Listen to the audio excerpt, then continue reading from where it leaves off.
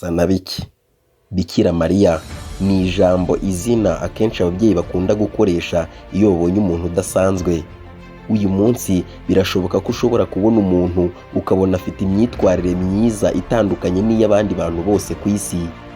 Aka kanya birashoboka ko ushobora kubona umuntu ugasanga afite imyitwarire myiza, indangagaciro, kubana n'abantu bose neza, igikundiro kidasanzwe, bigatuma umutazira akazina kavuga ngo usa na biki Bikira Mariya. Aka kanya birashoboka ko hari umuntu ku isi waba ufite imyitwarire nk'iya Bikira Mariya. Uyu amazina ye yitwa Umuhoza Ange, yavutse mu mwaka w'2001, afite imyaka 22 y'amavuko. Uyu amaze kuba ikirangirire mu muziki w'isi, mu muziki wa Afurika, mu muziki w'igihugu cy'u Rwanda. Ibi ntabwo yabigezeho kuko ari umuhanzi, ntiyabigezeho kuko ari umwanditsi w'indirimbo, ntiyabigezeho kuko ari umucuranzi mwiza wa piano, ntiyabigezeho kuko hari ikindi kintu yahaye Imana abandi batatanze, ahubwo yabigezeho nka video Vixen. Nkore neza bandebereho. Yamamaye mu muziki w'isi nka Ange Dababy binyuze muri video Vixen, cyangwa se kugaragara muri video z'abahanzi bagiye batandukanye ku isi. Uyu mukobwa video zose yagiye agaragaramo byagiye bituma izo ndirimbo zamamara byo ku rwego rwo hejuru, zimwe zikarebwa n'abarenze 1 miliyoni, 2 miliyoni kuzamura.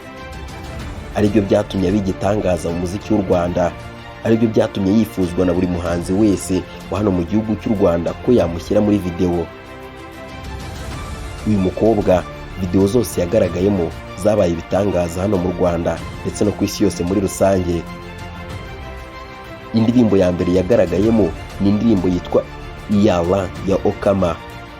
Iyi ndirimbo yakoze amateka akomeye cyane hano mu gihugu cy'u Rwanda. Yagaragaye mu ndirimbo yitwa No ya Okama. Yagaragaye mu ndirimbo yitwa Tsapa ya Okama.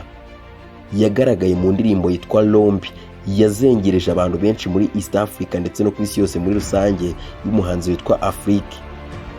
Yagaragaye mu ndirimbo yitwa Pizza ya Joe West.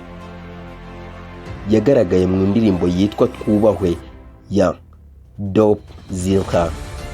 Byanavuzwe kenshi ko uyu musore bagiye bajya mu rukundo witwa Dope Zilha.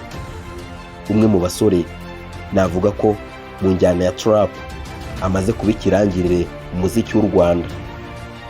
Ange Dababy ntabwo yagaragaye muri izi ndirimbo gusa, kuko yagaragaye mu ndirimbo yitwa Bitwaye iki ya DJ Pyfo.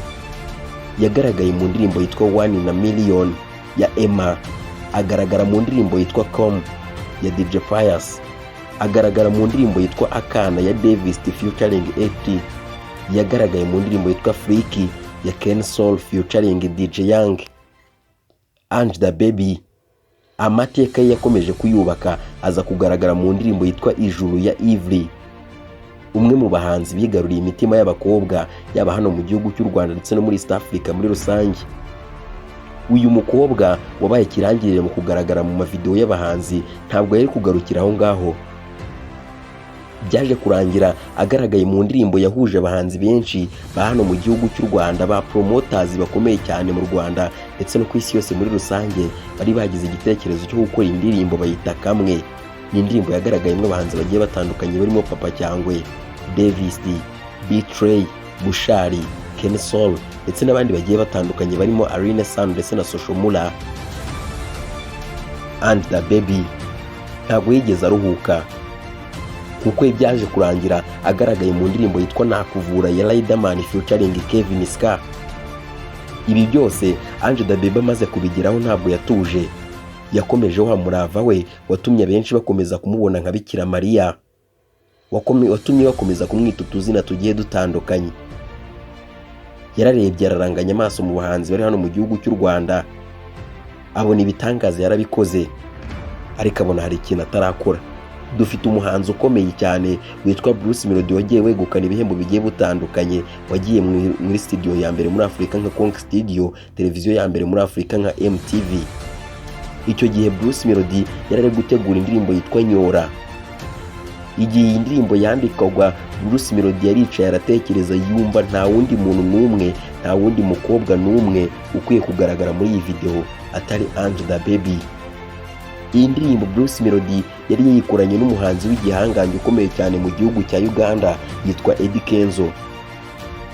Ubwiza bw'uyu mukobwa bwaje kugaragara muri iyi ndirimbo bwatumye buri muntu wese wagaragaye muri iyi ndirimbo, yaba umukobwa, yaba umugabo, yaba umuhanzi.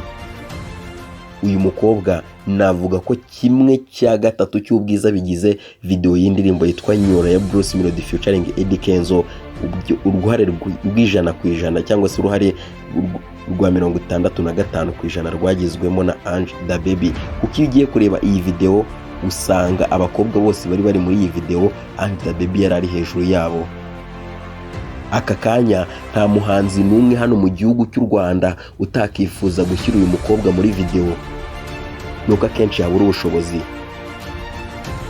Ariko wenda one day bizashoboka ko buri muhanzi wese hano mu gihugu cy'u Rwanda azaba afite ubushobozi bwo kuba yakoresha uyu mukobwa mu ndirimbo. Umukobwa, abandi bakobwa bose ba hano mu gihugu cy'u Rwanda navuga ko mu gihe tugeze mu mwaka wa 2023 abandi bakobwa bamufatiraho urugero. Ni nkore neza bandebereho. Ese birashoboka ko uyu mukobwa yazaba nk'igishushanyo mbonera cy'abandi bakobwa bose bari kubyiruka muri iyi myaka turimo? Mu mwaka w'1945 nta muntu n'umwe washoboraga kwiyumvisha ko mu mwaka wa 2023 hano mu gihugu cy'u Rwanda dushobora kuzagira umukobwa ufite imyitwarire myiza kandi yaravutse muri vision. Wa mukobwa ushobora kumara imyaka irenga 10 nta cyaha kimurangwaho, yirinda icyaha ndetse n'igisa nacyo, afite imyitwarire myiza, yayindi ituma abakristo mubona bakavuga ngo usa na bike. Uyu mukobwa usibye kuba yaragaragaye muri video z'abahanzi bakomeye hano mu gihugu cy'u Rwanda, nakubwiza ukuri ko ari umwe mu bakobwa ushobora kuvuga ko ari kimwe mu bigize ibidukikije cyangwa se ari kimwe mu bigize ibice bitatse igihugu cyacu. Sinamugereranya n'ingagi, ahubwo namugereranya n'amashyuza, namugereranya n'amata yo mu Mutara, namugereranya n'ibiti byera imbuto nziza, namugereranya n'ibiti by'inkeri. Ni nkore neza bandebereho. Usibye kuba yaragayegaye mu mavideo y'abahanzi nka Bruce Melodie, Eddy Kenzo, Okama, DJ Pyfo, DJ Pius, Ken Soul ndetse n'abandi bagiye batandukanye, bagira ubuntu bwo gushyira uyu mukobwa muri video. Nubwo nabo batigeze bahomba, ahubwo bagize umugisha, bagize amahitamo meza. Ange Dababy amateka ye azagira ibyiciro 4. Please click you subscribe to Fernandez TV show indi Fernandez, kanda subscribe kuri YouTube channel Fernandez TV show kugira tujye dukomeza kubana umunsi ku wundi.